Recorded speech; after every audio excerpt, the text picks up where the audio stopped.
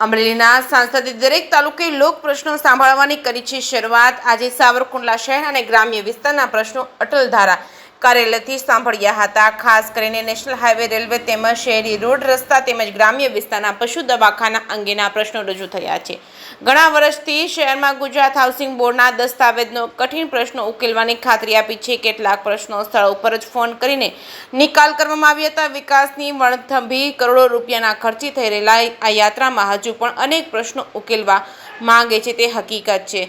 સાંસદ ભરતભાઈ સુતરિયાએ આપી છે પ્રતિક્રિયા। જે કે ગુજરાતી સાથે જૈનિક સોજિત્રા અમરેલી। આમ તો અમરેલી હું જિલ્લા પંચાયત કાર્યાલય બેસતો હોઉં, પણ મને એવું થયું કે લોકોને મારી સુધી પહોંચવું પડે તો હું લોકો સુધી પહોંચવા માટે મેં સૌપ્રથમ સાવરકુંડલા તાલુકામાં સાવરકુંડલા શહેરની અંદર બધા અરજદારોને બોલાવ્યા અને એનું જે પ્રશ્ન હતા એના પ્રશ્ન એવા હતા, કોઈ રેલવેના હોય, કોઈ નેશનલ હાઈવેના હોય, પછી નેશનલ હાઈવે જમીન સંપાદન થઈ ગઈ છે એના વળતર નથી મળ્યા એવા પ્રશ્ન હોય, પછી કોઈ સ્થાનિક પ્રશ્ન હોય, સાવરકુંડલાના હોય કે ગ્રામ્ય વિસ્તારના હોય, એવા ઘણા પ્રશ્ન આવ્યા છે।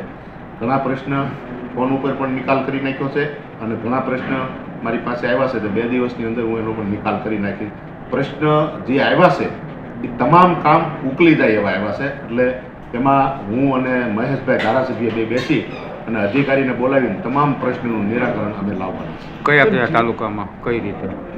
અટાણે તો મેં સાવરકુંડલાથી શરૂ કર્યું છે, એટલે પછી લીલિયાનું થશે, લાઠીનું થશે, રાજુલાનું થશે, જાફરાબાદનું થશે, બધી જગ્યાએથી અમે પ્રશ્ન જે આવ્યા છે એને અમે ઉકેલીશું।